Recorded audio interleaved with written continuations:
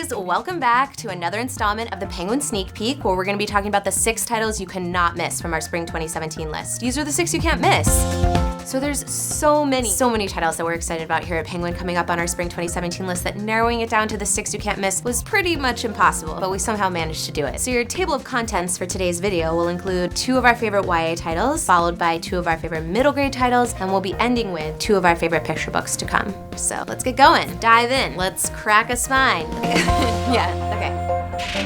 So I'm gonna jump right in, even though we have a lot to talk about today, to our YA titles. The first title I'm gonna be talking about is called Traitor to the Throne. It is a sequel to Rebel of the Sands, which is part of a trilogy by Alwyn Hamilton. You may have heard of Rebel of the Sands because it's gotten 4-star reviews, and it's just getting a ton of buzz because this book is amazing. It's like 1 part Mockingjay, 1 part Arabian Nights, 1 part like girl who slings guns. Oh yeah, and 1 part Western movie. The story follows Amani, who's this kind of gun-slinging, blue-eyed bandit. She's the kind of girl you'd want in your girl gang if you had one. In book 1, Rebel of the Sands, she kind of gets swept up into this rebel movement on accident when all she wanted to do was find a better life, and she meets this boy named Jin, and they go on a giant adventure, and there's magic, and there's mythology, and then there's love also. It's kind of saucy. But in book 2, she kind of gets swept up into this rebellion and is on like Team Rebel. In the first book, you're so clear about joining the rebellion with Amani, and in the second book, she gets captured by the Sultan, who has been oppressing this land that they're a part of for many years, and while she's kept prisoner, she kind of starts to learn that maybe he's not as oppressive as she's been told, or the rebels are maybe not as just and kind as they seem to be. You're kind of learning with Amani and questioning with Amani. It kind of has this call to making you think, this call to challenging the world around you. It's a fantasy that really kind of like opens your eyes to what right and wrong can be.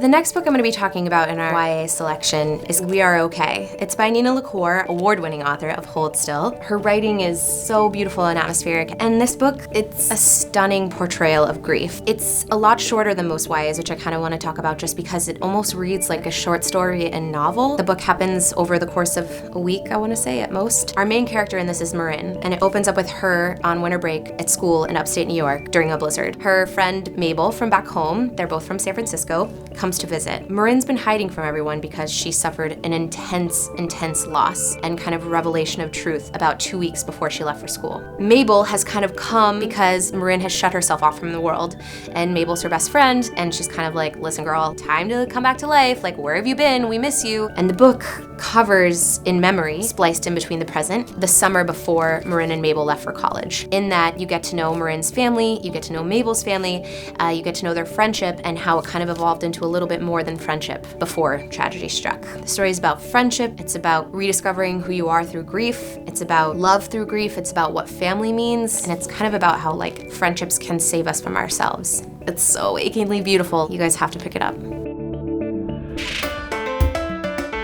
Moving on from YA and into middle grade fiction, the first book I'm going to be talking about is called Lucky Broken Girl. First of all, stunning cover. I love the cover of this book. It's probably my favorite cover in spring 2017. Look at it, it's so beautiful, and let's not pretend that we don't pick books out by their cover, because we totally do.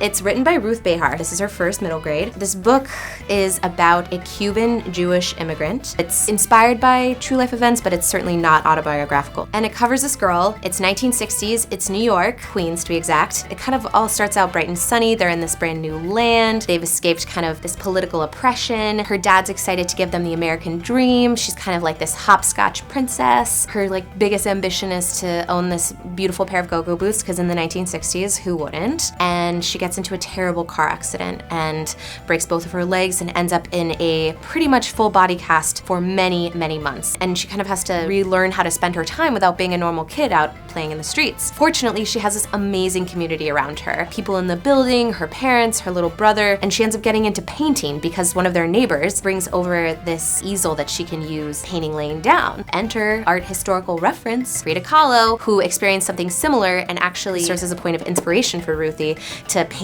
through her pain, sort of paint through her experience. There's this theme of art, there's this theme of overcoming, there's like kind of more serious emotional themes of suffering such a physical blow at such a young age, but there's also all this hope through her parents, through her community. It's this very like diverse building and culture of immigrants who are all from different places, and it's just kind of this beautiful picture of immigrant life in America in 1960s, and also kind of what it takes to overcome something so massive at a young age. She feels so foreign, and everybody feels so foreign, but nobody's really foreign because everybody's foreign. You know what I mean?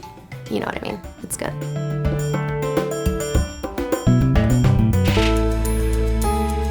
The next title I'm gonna be talking about is called See You in the Cosmos. This book is amazing. The storytelling in this book is really interesting. Our main character is Alex. He's 11 years old. He loves astronomy, and he basically tells this entire story through recordings on his iPod. He's determined to build a rocket to send his golden iPod into space to inform the aliens about our life here, which is totally awesome and ambitious for an 11-year-old, way more ambitious than I ever was, I can tell you. So the entire book is basically like living inside of his iPod. Or if you want to get fantastical about it, you're the alien that finds it, sort of. It's really great and it's really fun, and he basically goes on this kind of journey with the help of his dog, who he's named Carl Sagan, after his hero Carl Sagan, who also sent sounds into space. And his journey basically takes him from New Mexico to Colorado to Las Vegas and back again. He discovers new things about his family, new things about himself, and the story really is about discovering truth and kind of like the prices we pay for truth, but also why truth is worth pursuing, I guess. And it comes from a debut. His name is Jack Chang, and our main character, also I should just mention, is great diversity title, half Filipino, half white. So yeah, I really encourage you guys to pick it up, to get to know Alex, and just to kind of go on like this really awesome journey. Speaking of space, I'm really excited about Life on Mars by John Agee. And if you don't know who John Agee is, you should. He won the Boston Globe Horn Book Award for It's Only Stanley, and this is his newest one, and I really think it's his funniest one, and surely his best read aloud. This book is about a little explorer astronaut who goes all the way to Mars to prove that there's life on Mars. And he looks around and he brings chocolate cupcakes to share with the life that he's sure he's gonna find. He's gonna make friends with food, which like we all should because everyone loves a cupcake. And he gets so dejected that he just kind of tosses the cupcakes aside. And he's like, there's no life here. And actually what he doesn't realize is that this giant, adorable, red, squishy looking alien is there the whole time. And then all of a sudden he comes across this little teeny yellow flower and he's like, oh my God, I found life. I knew it. I'm so excited. I really love how this little boy is exploring something new, but also this alien who's sort of following him around is also sort of exploring something too. He's like, you're not supposed to be here. What I really love about this book is that there's two stories happening. There's the story that the narrator's telling, like, I'm exploring Mars, I'm looking for life. And then there's kind of this life right behind him that's also exploring him. I love the illustrations in this book. It's got great spreads for a read aloud. I can just see the kids having a lot of fun pointing out, the monster's right there. It's kind of this layered meta experience, and it's really fun to be a part of and pretty unique in picture books, I think. We're gonna close the day on a goodnight book. There are so many goodnight books, and I love this goodnight book. I Just Want to Say Goodnight follows Lala in her journey to bed, basically. Her mom calls her in for bed, and Lala basically finds every creature and animal on the African plain that she can say goodnight to avoid going to bed, or to prolong being awake, depending on how you're looking at it. It's a little bit of an ode to Goodnight Moon, and it also kind of really channels this universal putting your kid to bed experience that I'm sure almost every parent has felt, but also kind of all of us are probably guilty of as well. I think growing up, part of the rite of passage is putting off bedtime as long as possible, and something that happens in such a sweet way in this book. I love this book because the illustrations are absolutely stunning. The author-illustrator of this book is named Rachel Isadora, and she won a Caldecott honor for Ben's Trumpet, which I hope some of you remember. But if you don't, this is still a great introduction to such a wonderful, wonderful artist. These paintings are vibrant and beautiful and take you right to the African plains and introduce you to animals and a life that not everyone might see. Yeah, it's really special and it's really great. It's definitely kind of like a Goodnight Moon and a Goodnight book for this generation, and this one should definitely be a part of your new bedtime routine. Wait. Okay, so we're breaking the rules a little bit today, guys. I know I said 6 titles, and normally that's the rules, and it's the rules we're gonna stick to, except for today, because rules are meant to be broken, so we're breaking them with A Crack in the Sea. This is kind of our honorary 3rd title for middle grade. I don't wanna say too much because it's technically not supposed to be in this list, but it's basically this ambitious, literary, enchanting, historical fiction fantasy. It's an in-house favorite. Our sales reps love it. Everybody loves it. I'm gonna give them a little bit of leave to talk about it now, but I just wanted to let you know that this is something that you really should be looking for and that we're really proud to be publishing.